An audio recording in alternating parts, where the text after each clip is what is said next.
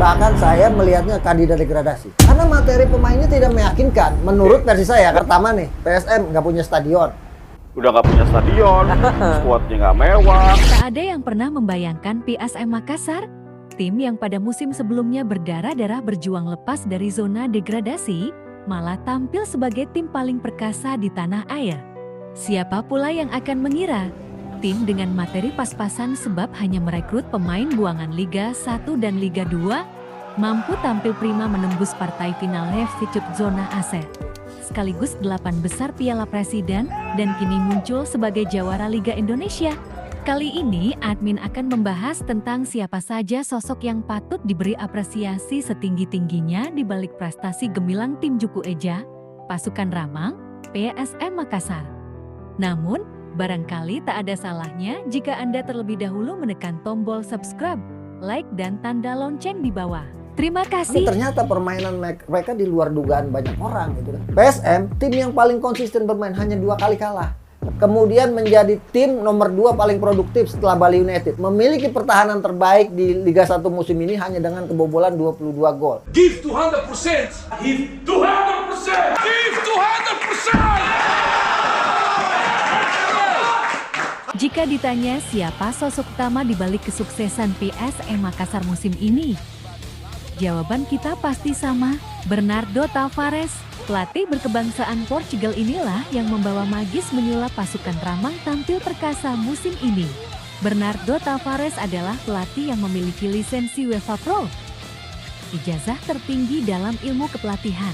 Namun, karirnya tidak hanya sebagai pelatih, melainkan juga sebagai pemandu bakat, asisten pelatih, sampai training reporter.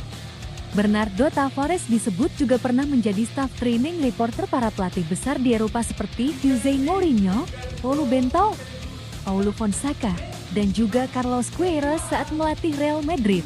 Mantan anak buah Jose Mourinho saat masih di FC Porto ini juga pernah mendampingi Sporting CP Youth, SL Benfica Youth, Belenenses di Portugal, juga pada klub Al Hilal Bahrain sebagai asisten pelatih.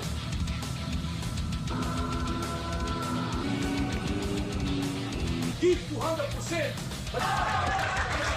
Karirnya sebagai pelatih kepala dimulai saat membesut Tirsense di Liga Portugal pada tahun ke-2014. Lalu berkelana ke Al Nahda di negara Oman, Nureddin di Maladewa, Benfica Mekau, Cuco Bretter Indi, lalu terakhir melatih Helsinki FK di Finlandia. Dari Helsinki inilah, Tavares lalu berlabuh di PSM Makassar dan membawa pasukan Ramang Jati kampion BRI Liga 1 2022 sampai 2023. 2. Paulo Duarte. Di balik konsistensi penampilan dan fisik bugar pemain PSM Makassar, sosok Paulo Duarte adalah tokoh di baliknya. Ia merupakan pemegang lisensi BWFA. Tak hanya sebagai pelatih, ia juga memegang lisensi sebagai pelatih fisik. Asisten pelatih yang berasal dari negara yang sama dengan Tavares ini pernah menjadi asisten pelatih di kompetisi Liga Inggris, Liga Portugal, dan juga liga tempat Cristiano Ronaldo bermain sekarang, Arab Saudi.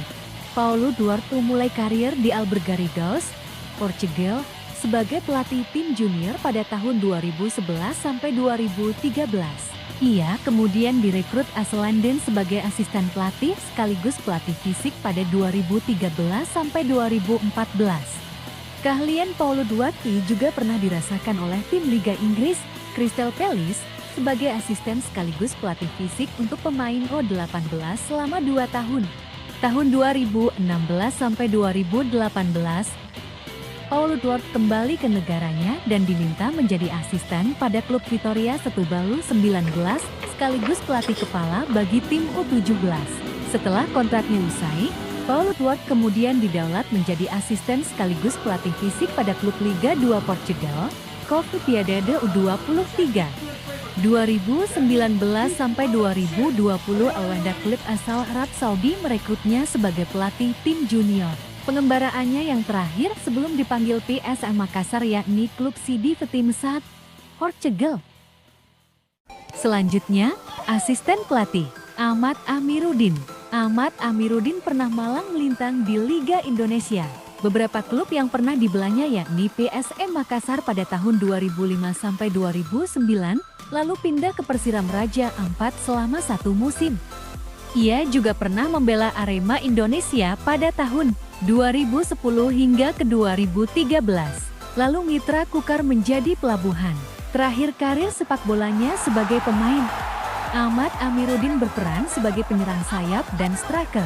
Pemilik gol ikonik tendangan pisang ijo pada saat masih membela tim Juku Eja ini pun pernah menjadi bagian dari timnas pada tahun 2006 sampai 2007. Ahmad Amiruddin yang kini memiliki lisensi kepelatihan EFCA pernah mendapat sentuhan pelatih berkelas seperti Syamsuddin Omar, Miroslav Janeng, Fritz Korba, serta Carlos Di Malo saat masih menjadi pemain. Amiruddin memulai karirnya sebagai asisten bersama Pusamania Borneo pada tahun 2016 hingga ke 2022. Ia pun pernah ditunjuk sebagai pelatih interim Borneo FC. Selama karirnya sebagai asisten pelatih, Ahmad Amiruddin pernah mendampingi pelatih kawakan sekelas Mario Gomez, Dijen Antonik, Dragan Jukanovic, Fahri Husaini, hingga Milomir Saslija.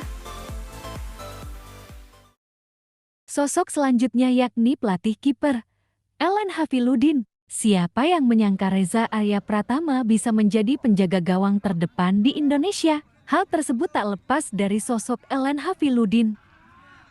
Ellen Hafiluddin bukanlah orang sembarangan di kursi pelatih kiper. Jika dilihat dari riwayat kepelatihannya, ia hanya melatih tim-tim papan atas di tanah air. Ellen Hafiluddin memulai karir kepelatihannya bersama Arema Crownes pada tahun ke-2015. Setahun kemudian, ia pindah ke Madura United. Pada tahun 2017, Persipura Jayapura pun tertarik merekrutnya dan bertahan 2 tahun di klub paling timur itu. Lalu pada tahun 2020 sampai 2022, Ellen Hafiluddin bergabung bersama Bayangkara FC. Sang pelatih juga sempat ditunjuk sebagai pelatih bagi kiper tim nasional Indonesia pada tahun ke-2019. Apresiasi setinggi-tingginya untuk keempat sosok di balik keperkasaan PSM Makassar musim ini. Ewako.